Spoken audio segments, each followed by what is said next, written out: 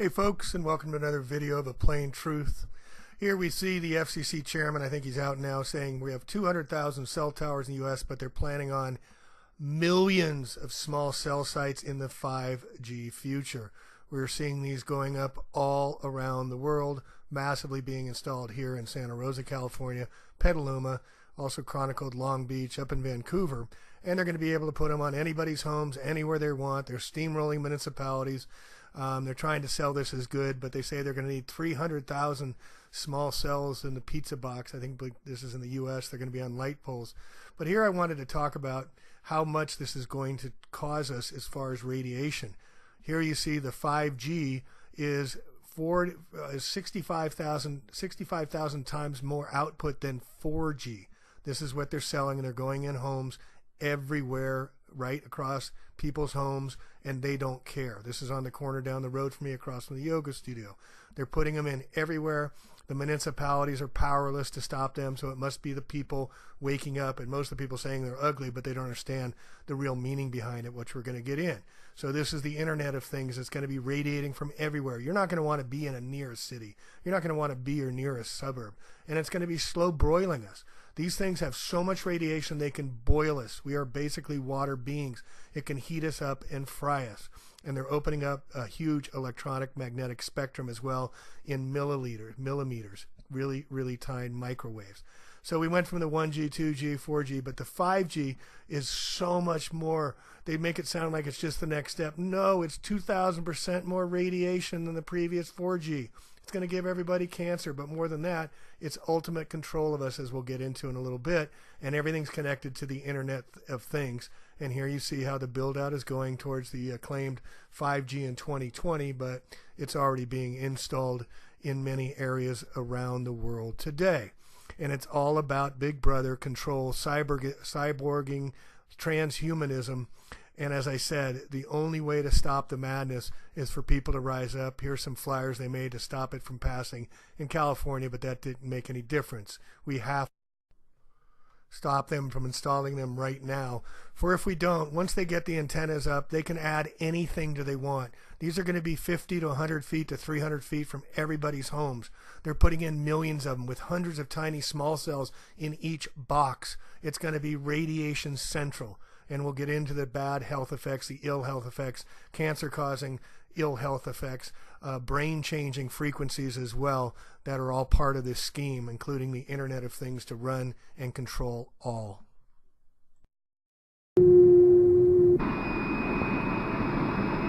Well done, Firebird 2. You're now under automatic control. Hands-off steering.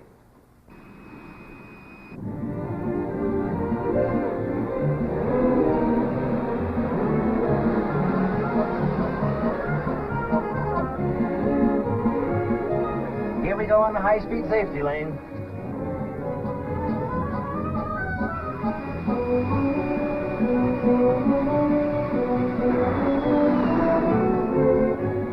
Ah, this is the life.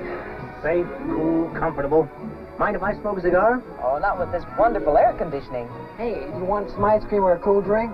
Orange juice, please. Oh, me too. I'm gonna go for the ice cream.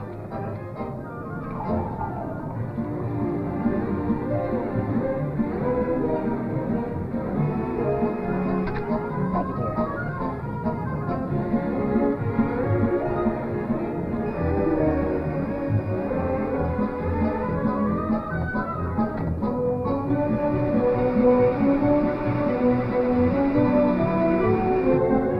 Hey, there's a Firebird 1. You ready?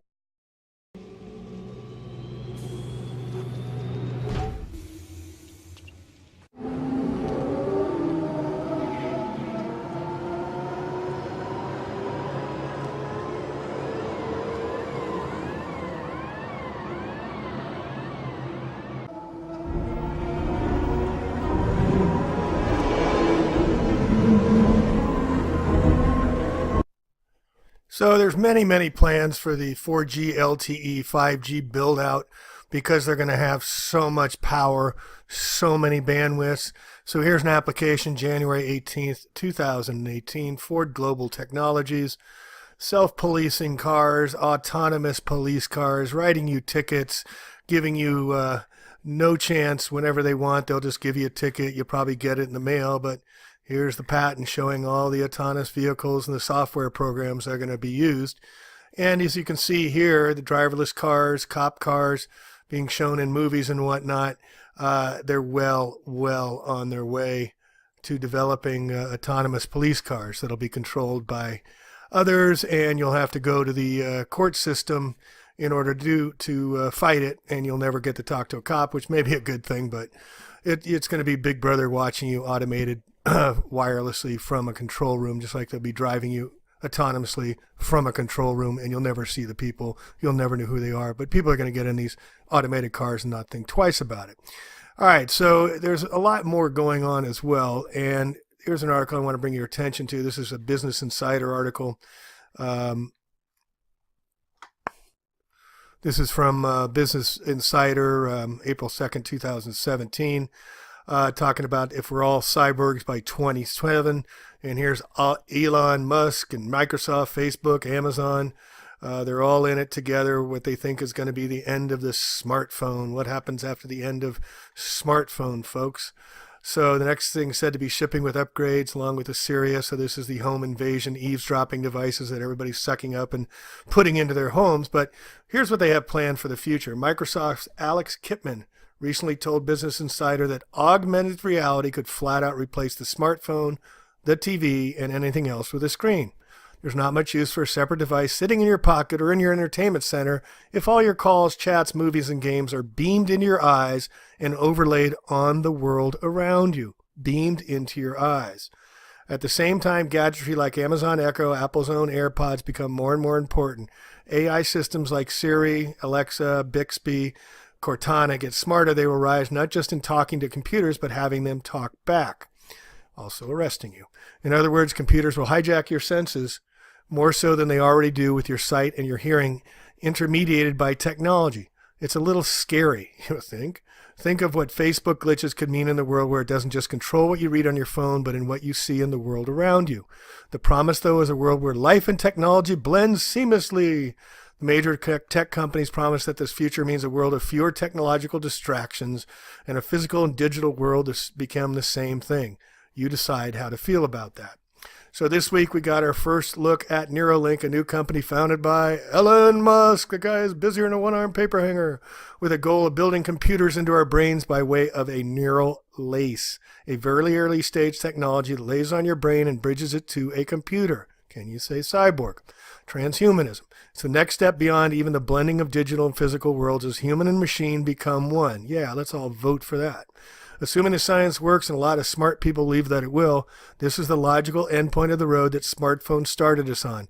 If smartphones gave us access to information and augmented reality puts the information in front of us when we need it, then putting neural lace in our brains just closes the gap. Hey, isn't this great? And here's scumbag Ray Kurzweil promoting the transhumanist agenda. And you can see it all here. So just last week, we had these guys come up. You know, I remember when Google came up with their Google Glass and tried to launch it a few years ago. Notice the numbers on the screen, 639. Also look over here. These are all the components are that they're going into, which we'll get into in a minute. So they're calling it the new Vaunt smart glasses. You see a stream of information on what looks like a screen, but it's actually being projected onto your retina. Remember what we said about the future. It's going directly inside your brain. The prototypes I wore in December also felt virtually indistinguishable from regular glasses. And then instead, Google came out with the Google Glass. But the story, real quick story, is they rolled it out about 5 years ago, Google Glass, with a big announcement at the Waldorf Astoria in San Francisco. They had like 1,500 Googleites they gave glasses to early, and they all had a big party, and we're all celebrating how cool they were. And there was a bunch of promo for 10 months before about Google Glass. And then these people, some of them went out to a club, I think it was the Washington Street Bar and Grill, and they started filming people, and the red light came on, and people started calling them glass holes. And it stuck. Get out of here, glass holes. That is why Google ended their entire campaign, because people started calling them glass holes, and they know that marketing, they couldn't escape it. So the future, HoloLens is aiming for a full high-end AR experience that literally puts a window PC on your head, no, in your head. magically puts an entire computer on your hip, plus its headset as a set of goggles that look like they belong in a Vin Diesel movie. We live in a world where our watches have LTE and our phones can turn our faces into bouncing cartoon characters.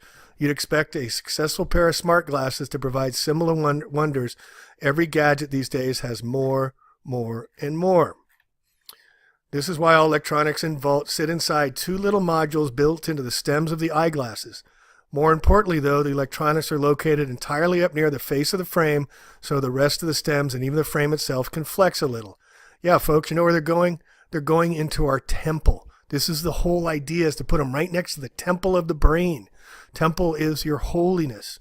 Why is it called the temporal lobe? Because it's the primary auditory perception, what we hear, such as hearing, and holds the primary auditory cortex.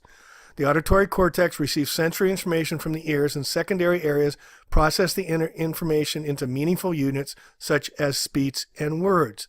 They're going to take over our brains, our thinking, our speaking, and our hearing. And they're going through the temporal lobe brain. Remember, we're frequency, we're energy and vibration. Nikola Tesla. This is their plan. This is what the 5G rollout is partly all about. So as we've said before, this 5G technology is being rolled out everywhere. 4G LTE, 5G using Canada is doing it, Australia is doing it, Europe saying they're far behind. Trump might enable 5G to go everywhere. So this is about total control. But let's get into the health. I've already covered some of it, but this is from a website, Electrosensitivity. Remember, we're electromagnetic beings, we're frequencies, so they control our frequencies, control humanity. The 5G transmitters allowed by the FCC used phased array and directed energy, given an effective radiated power of up to 30,000 watts per 100 megahertz of spectrum. Telecompanies can buy up to 3 gigahertz of contiguous spectrum and then emit up to 900,000 watts. Think of your light bulb at 50 watts. These 5Gs and their re-radiated quasi-static Brillion precursors radiate far into the human body, causing severe adverse health effects. The group velocity approximation assumes that the carrier wave dominates when radiation enters lossy material like water in human tissue. In fact, it can become the dominant factor on cell membranes. Using asymptomatic mathematical analysis at 50 centimeters deep in human brain tissue is 78 times stronger than under group velocity approximation theory. So the signal can be reflected inside the skull and has been associated with brain tumors, along with a rise in breast cancer incidence recorded over near phased array radar stations. These results raise severe health and safety issues that the U.S. Air Force is unable or unwilling to address at this time. The deployment of 5G radiation could herald the end of city and downtown life as we know it. Kind of important to know this stuff. So another thing on these cell phones, the future of small cells with remote radio heads. They got a concept known as front haul and backhaul. This is basically meaning they have to use fiber optic cables to run the systems via fiber optics to the baseband units located in central locations. That's why you're seeing these massive black wires on these telephone poles as well. Again, being tested in Vermont. You can see all the places that are doing it. But I want to get back to this site. I mean, here's a picture of these beasts, folks. This is from Scientists for Wired Technology. This is a schoolyard taken from the cell tower. There it is, just projecting directed energy radiation. Notice that the utility works. They did not get any notification as required by the state or by the county regarding the installations. And here's the installations right outside a house emitting massive radiated energy that will cause cancer, get everybody sick, and then eventually kill you, but also will control you, can look inside your homes, will heat up you like water boiling. It's all here. This is what they're doing to us, folks. Look at these things they're putting in everywhere. We have to be the ones to stop it. All right, so this is again from the Scientists for Wired. I don't know if I've covered some of this, but so the new video proves there's no, they claimed in Santa Rosa here that there was a significant gap in cell coverage, so this is why they had to do it. Bullshit. There's no significant gap in cellular coverage as proven here. Verizon said they have antennas of 75 city lights going in by 2020. But here in the installations, they have antennas of 72 poles, 42 PG&E, Pacific Gas and Electric, and 30 Santa Rosa Light Powers. The project's to total one or more antennas of 180 poles, 105 utility poles, and 75 light poles by 2020.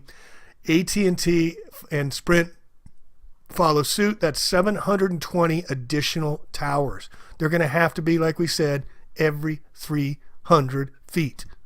Everywhere. Every 1 in 5 to 10 neighbors is going to have one of these right in front of their home, giving them cancer and controlling them.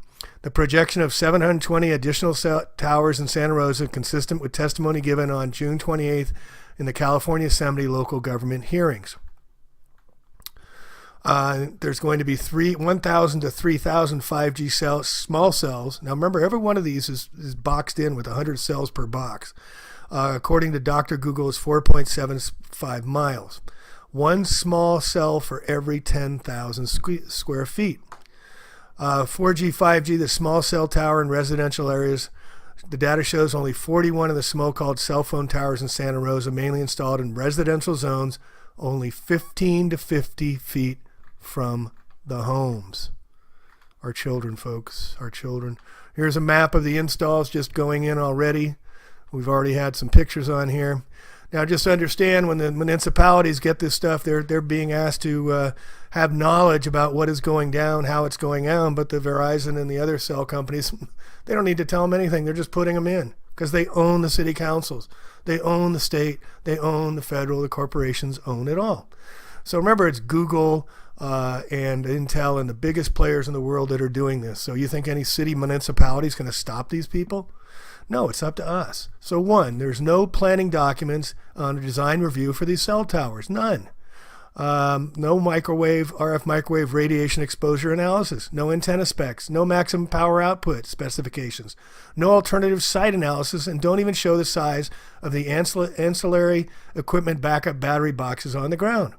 The Santa Rosa Municipal Code regulates the placement, construction, and modification. They're supposed to have a design review, yet there's no design review analysis because RF microwave radiation exposure and alternate location analysis in public hearings, they don't have them. And unfortunately, the two documents are contradictory between, hey, we got to test this stuff, and hey, it's not in our power to do it. This is how they work. What public process, if any, was followed for the design review? There's no public process. What is the maximum input power of the microwave transmitters? No answer. Is there any regulation of maximum input power of these cell phone towers? None. How many transmitting antennas in each microwave transmitter box? Still waiting for answers. Goes on and on. Verizon chooses to change the number of type of antennas, which would necessarily change the maximum output. Once they get these poles in, folks, they can upgrade them as much as they want. They can't be stopped. They're not even being stopped putting them in now. So how far from each microwave transmitter on each cell phone does the RF radiation travel? From each cell phone tower, what is the maximum level peak, not average, RF microwave at 5 feet, 10 feet, 100 feet? There's no studies, folks. And when they measure, they just measure the average. So it's a pulsing system. So when it pulses, it has a peak and it has a zero. So they take the average, but they don't measure the peak. They also don't measure the amount of time you're sitting under the thing, only at the moment in time. And say, oh, it's fine, it's fine, it's fine. Santa Rosa residents were never notified about the installation of these towers, which was the intention of the February 14th Valentine's Day change in City Council, even though the changes violate municipal coding. All right? So this is all, again, from Scientists for Wired Technology. I'll put in the show notes. Again, the exposure rates, 15,000 to 50,000 microwaves per milliliter squared, or millimeter squared, milliliter squared of RF microwave radiation is sufficient to cause cardiac problems, neurological and psychological symptoms, altered blood cell counts, increased chromosome aberrations, and elevated cancer in children and adults. So why are U.S. cities allowing almost 750,000 to 1.25 million microwaves per milliliter squared of RF radiation exposure on sidewalks, 15 to 50 feet from our homes? Microwave radiation covertly attacked the staff or U.S. Embassy in Moscow. This is the Woodpecker Project, it was called. The ongoing radiation affected 1,800 employees and 3,000 dependents. Cardiac problems existed, neurological damage. Now remember, this was back, I believe, in the late 1950s, folks. And here they had the studies of this, and they showed that this exposure caused relatively high proportion of cancer deaths among employees in the 1978 epidemiological study of Americans stationed at the U.S. Embassy. So the claim is the Russians gave them cancer using RF frequencies. So some RF cancer effects, they're ambivalent about the findings. Like I said, they don't test for peak, they don't test for duration, they only test for average. So then they come out and they say, oh, it's fine. And then you have these things from the National Telecom group that the guy taking over the operations, Berridge, before that he worked for SmithKline Glaxo, a drug company. What do you think they're doing to us, folks? Frank Collins, the director of National Institute of Health, said he has no confidence in the RF study.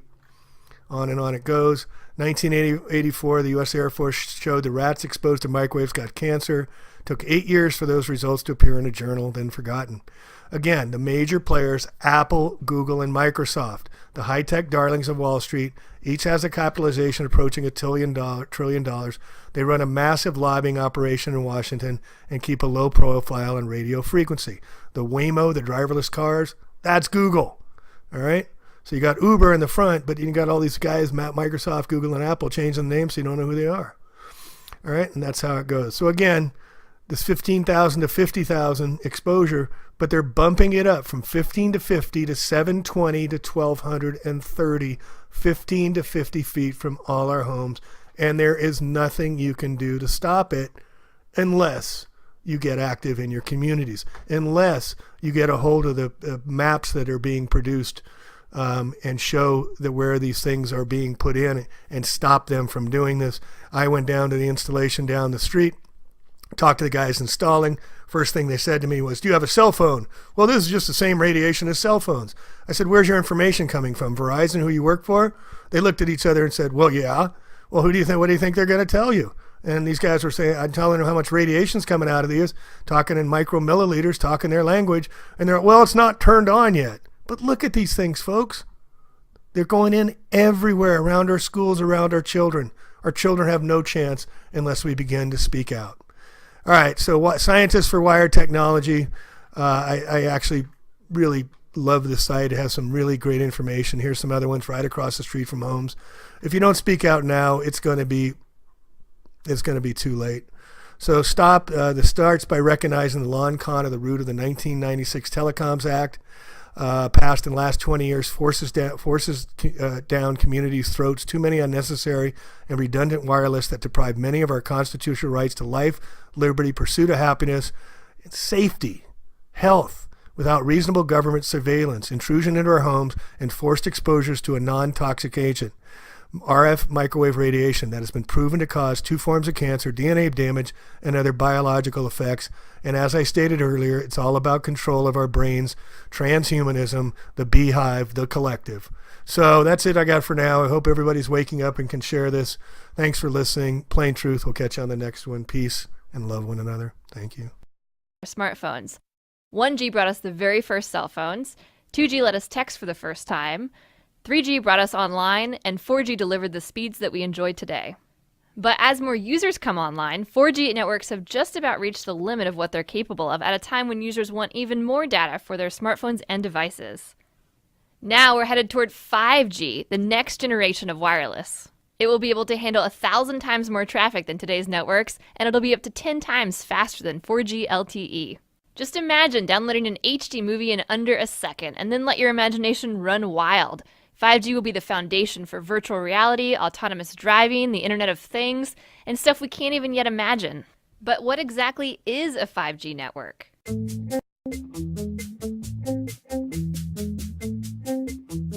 The truth is, experts can't tell us what 5G actually is, because they don't even know yet.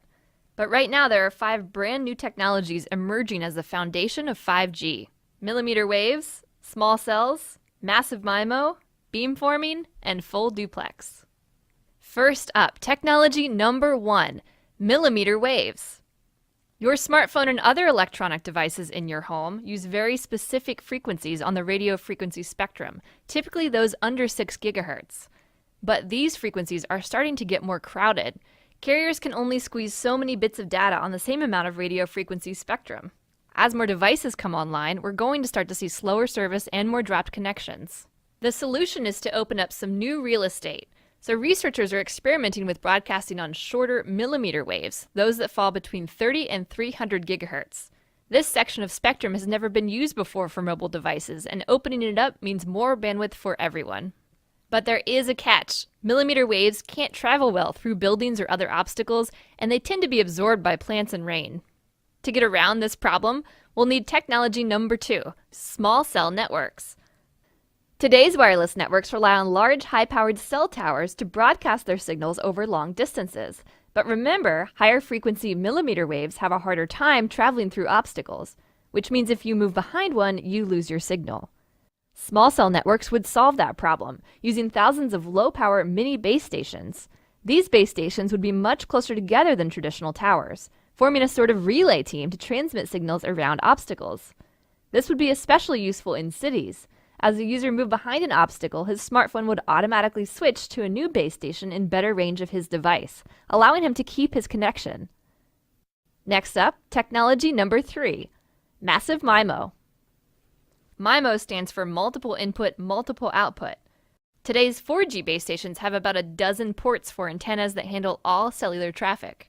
But massive MIMO base stations can support about 100 ports. This could increase the capacity of today's networks by a factor of 22 or more.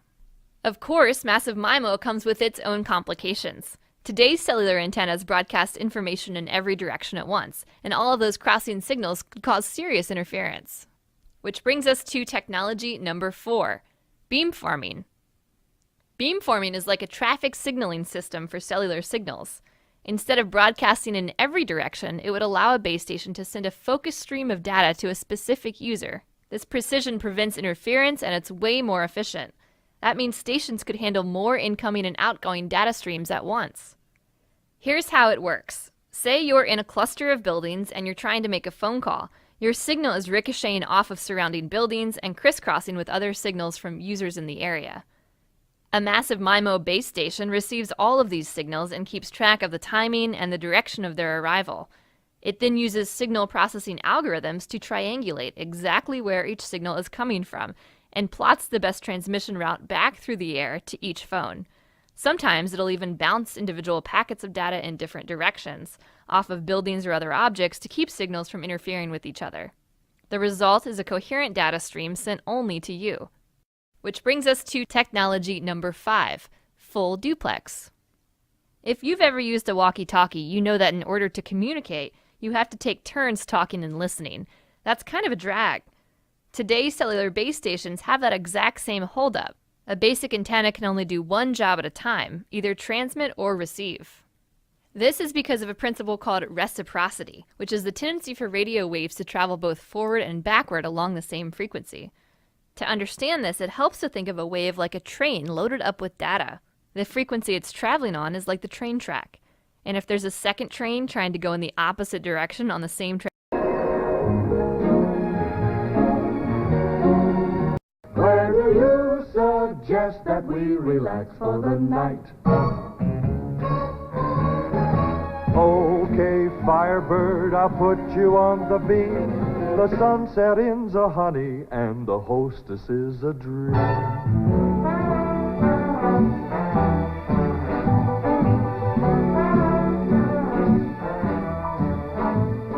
Good evening, my living at its Tower man, take us that way. Roger, Firebird, I'll swing you to the right. Hands on steering, Firebird, good night.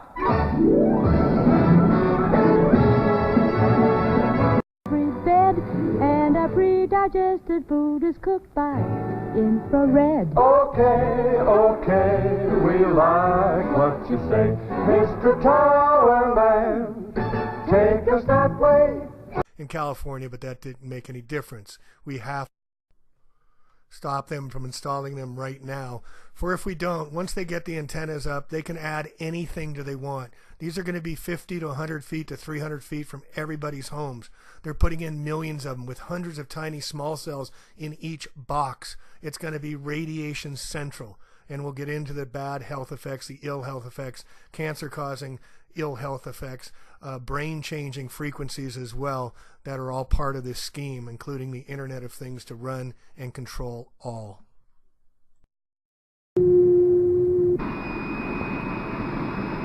Well done, Firebird 2. You're now under automatic control. Hands-off steering. Hey folks, and welcome to another video of A Plain Truth. Here we see the FCC chairman, I think he's out now, saying we have 200,000 cell towers in the U.S., but they're planning on millions of small cell sites in the 5G future. We're seeing these going up all around the world, massively being installed here in Santa Rosa, California, Petaluma, also chronicled Long Beach, up in Vancouver, and they're going to be able to put them on anybody's homes, anywhere they want. They're steamrolling municipalities. They're trying to sell this as good, but they say they're going to need 300,000 small cells in the pizza box. I think this is in the U.S. They're going to be on light poles. But here I wanted to talk about how much this is going to cause us as far as radiation. Here you see the 5G is...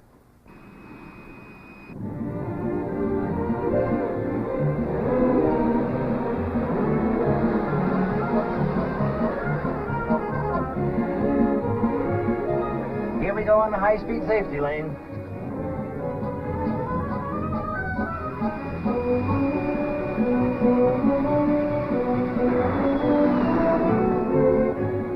Ah, this is the life. Safe, cool, comfortable. Mind if I smoke a cigar? Oh, not with this wonderful air conditioning. Hey, you want some ice cream or a cool drink? Orange juice, please. Oh, me too. I'm gonna go for the ice cream.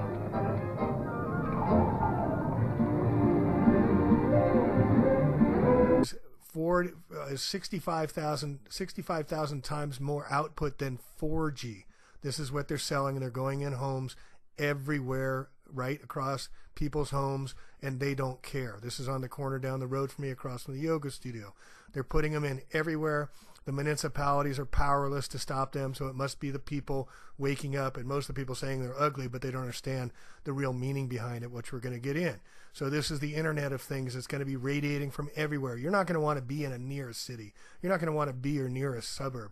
And it's going to be slow broiling us. These things have so much radiation they can boil us. We are basically water beings. It can heat us up and fry us. And they're opening up a huge electronic magnetic spectrum as well in millimeters, really, really tiny microwaves. So we went from the 1G, 2G, 4G, but the 5G is so much more. They make it sound like it's just the next step. No, it's 2,000% more radiation than the previous 4G. It's going to give everybody cancer, but more than that, it's ultimate control of us, as we'll get into in a little bit, and everything's connected to the Internet of Things. And here you see how the build-out is going towards the acclaimed 5G in 2020, but it's already being installed in many areas around the world today. And it's all about Big Brother control, cyborging, transhumanism. And as I said, the only way to stop the madness is for people to rise up. Here's some flyers they made to stop it from passing